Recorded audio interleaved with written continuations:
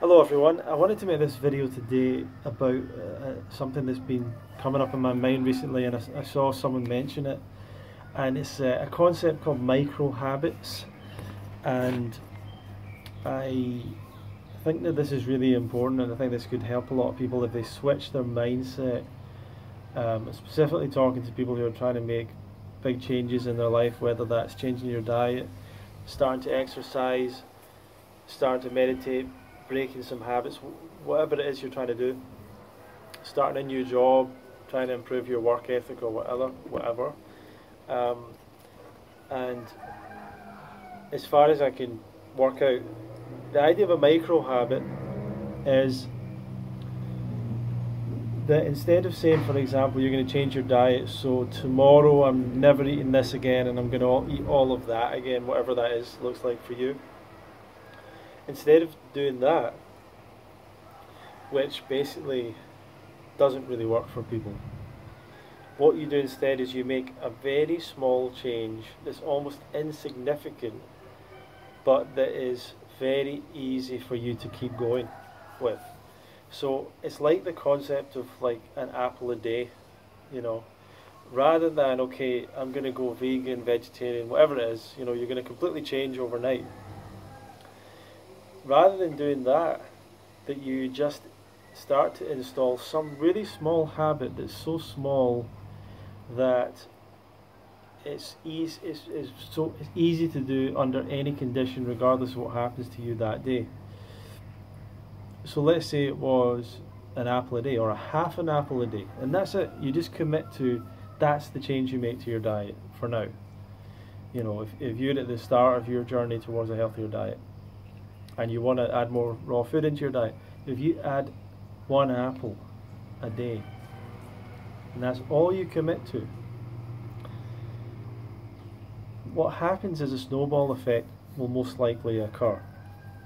But the important thing about it is that you will you're way more likely to stick to that and create a new habit than if you're to say something like, I'm just going to have fruit for breakfast, and you just all of a sudden try and switch to that. You've got to understand as well, you've got your whole rest of your life that you're going to be eating every single day.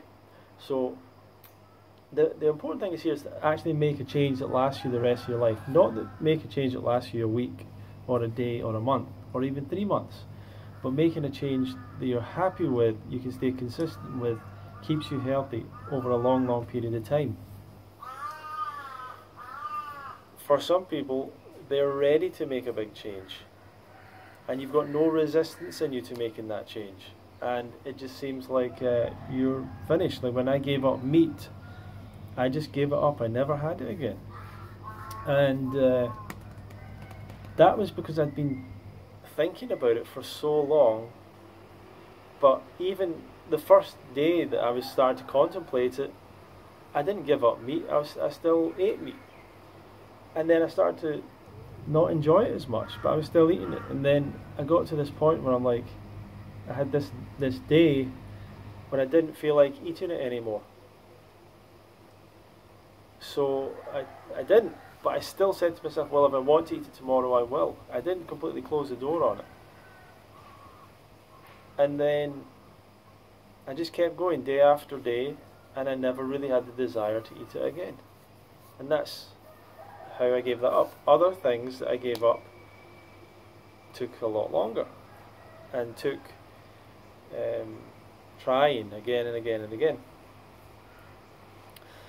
Like sugar, giving up sugar. The first time I gave up refined sugar years ago, it took years and years for me to give up sugar for good.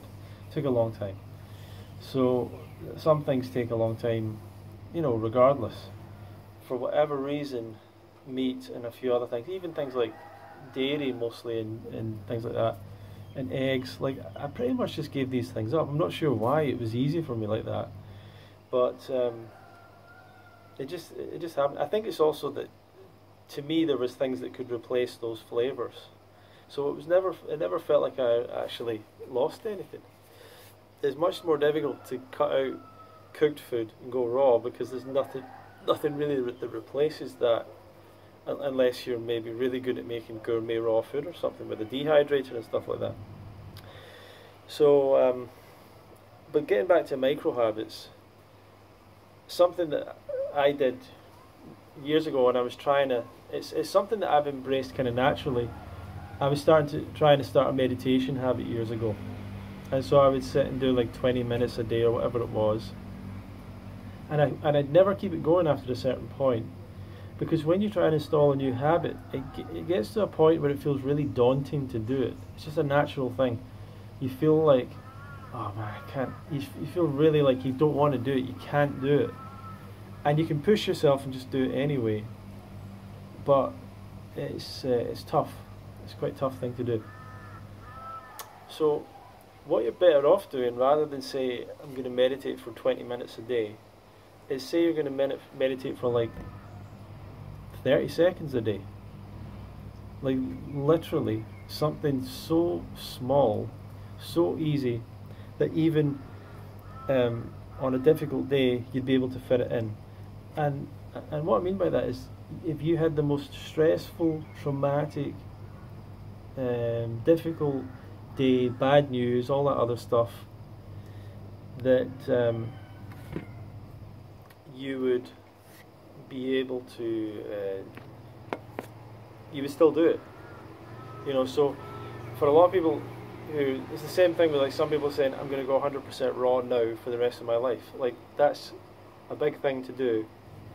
And if you do that, and then a few days down the line or a week down the line you have like a really tough, difficult day, are you going to find it easy to stick to a raw diet? You might find it difficult, but if you just made one small change, you might find it relatively easy. I think it's also something about not putting the body under stress or something like that. Like when you change habits, all of a sudden when you add in a new habit, it's kind of like it's kind of stressful to the body in some way or something like that. So it's good to just install these new habits one bit at a time. That doesn't mean that you never intend to actually make the full transition, but that you start heading in that direction. You've got to understand how the body and the brain and the mind and the emotions work when it comes to making a change. If you want to be successful at anything in life, you need to learn about you and about creating new habits and breaking bad habits, and how to change yourself as a person. And that's difficult. There's an art to it, there's a science to it, there's a negotiation with yourself to it. And definitely the easiest way, although people probably don't like it because it's a lot of you are thinking, well, that's going to take too long. But what you don't want is to go too fast and never do it. You'd be better off taking the slow route and getting there. And it's the same thing with weight loss. You would be better losing 1/4 of a pound a week for sure than losing 30 pounds in a month on something that you can't sustain. You know, because you're going to be living another 30, 40, 50, whatever years. If you lose 1/4 of a pound a month, a week, or even a month, but a week, so that's like £1 a month. Well, at least that's £12 a year. In 4 years, you're down 50 pounds. You know, is it something like that? It should work out something like that. In 4 years, and you might go, well, you know, there's some people who never lose 50 pounds. Never. They always go back up. If you have a habit where you lose £1 a month, definite for sure, you're going in the right direction. If I'd lost £1 a month when I started my weight loss, when I started tracking my weight at the start of 2018, if I'd lost £1 a month, where would I be now?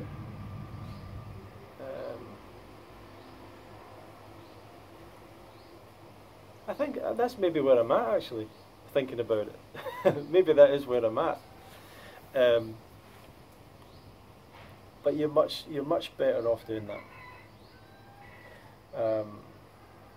than something that you can't last on. You're not going to last on a juice diet the rest of your life. So what do you do at the end of the juice diet? You're not going to fast for the rest of your life. So what do you do at the end of the fast? At the end of the fast or the juice diet, where you immediately start to put weight back on again, how are you going to feel? Are you going to be able to deal with it? When all those emotions creep back in again, all those fears and doubts, are you going to be able to deal with it?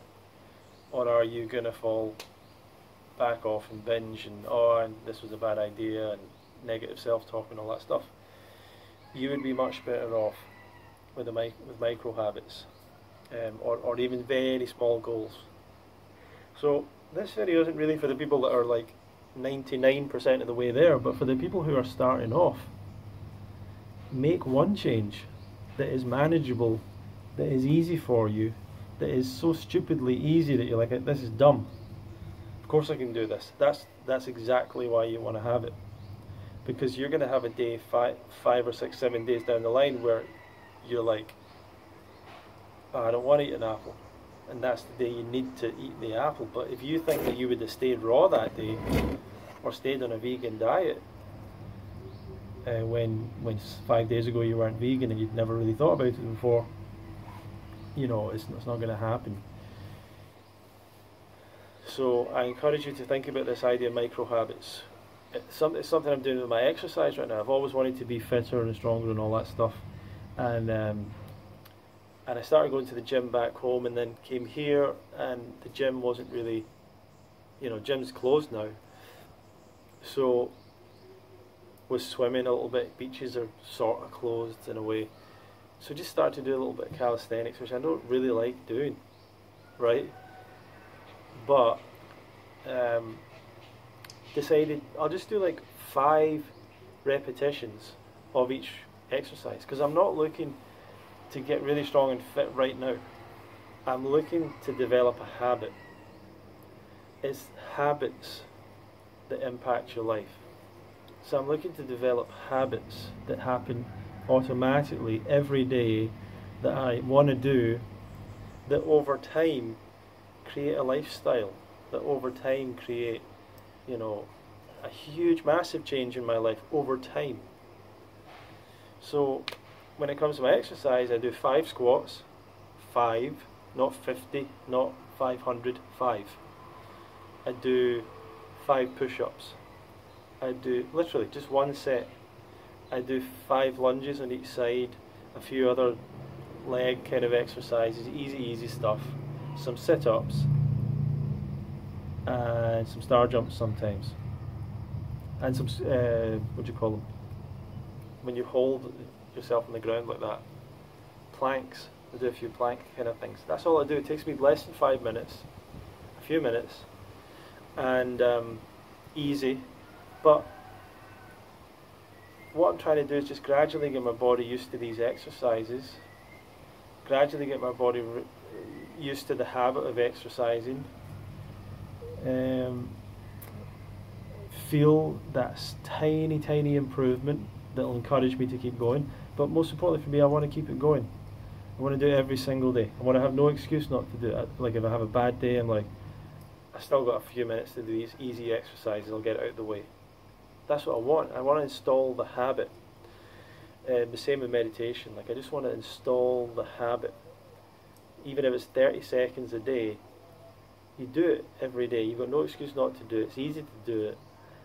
But after you've done it for a few months, you're already feeling a difference, and you want to do a minute or 2 minutes. And now you want to do more. Now every day you wake up and you're like, I want to meditate, you know. That's what a habit, that's the power of habits. When it comes to your diet, you start adding in a half an apple a day, you know, a half a carrot a day, whatever is the thing for you.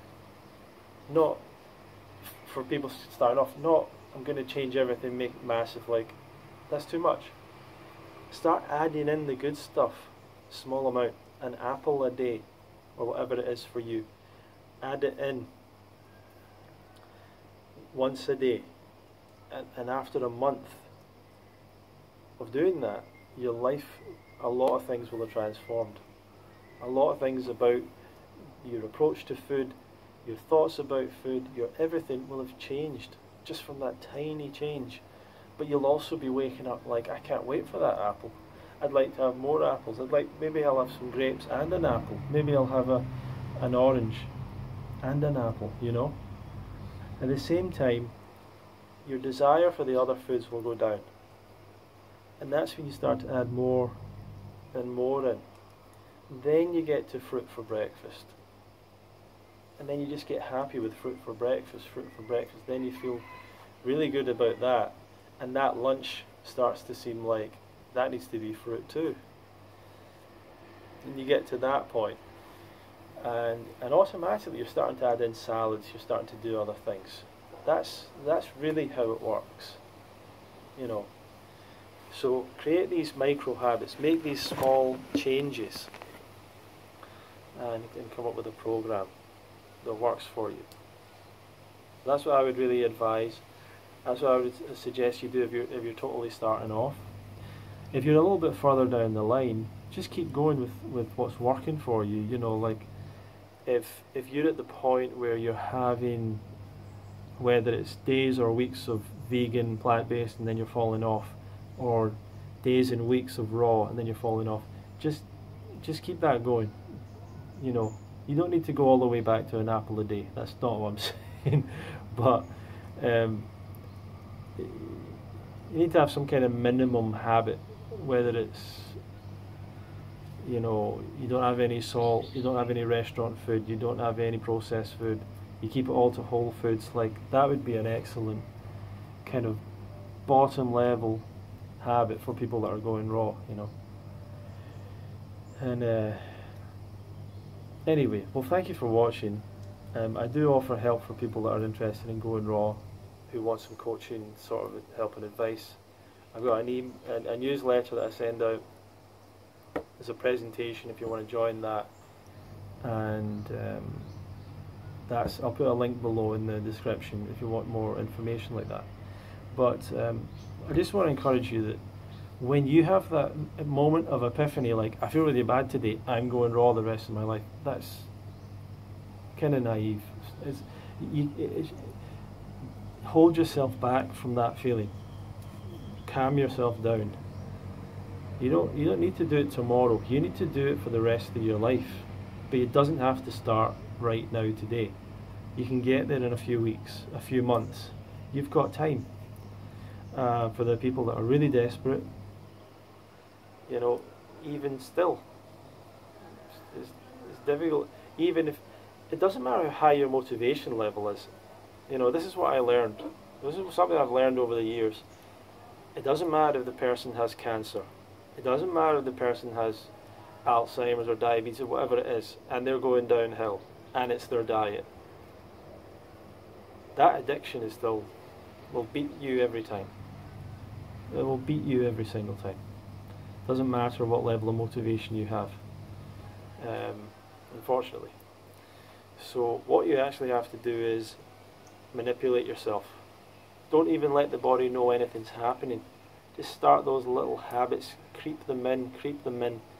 Then all of a sudden the body's like, wait a minute, what's happening? He's been eating apples all the time for the last month. And you go, oh yeah, apples. I'm going to add some more. I'm going to add some oranges in as well. You know, you got to play that game. It's a long-term game, and it's not the ego mind saying I'm in control. I'm going to change to a raw diet tomorrow, and everyone's going to love me. You know, like, it's or whatever. It's you're not going to be able to do that. You're not as in control of yourself as you think. The mind is in control of a bunch of things. It can make you get up and go here and do this and do that, and made you watch this video, whatever. But ultimately, the body, your instincts, the emotions, all of that will beat the mind every time. So you need to get all that stuff on your side. You can't. It's not just the mind, if that makes any sense to you. Anyway, thank you for watching. If you think you might be a good fit for working with me or getting coaching, feel free to check out the link below. Thank you very much for watching.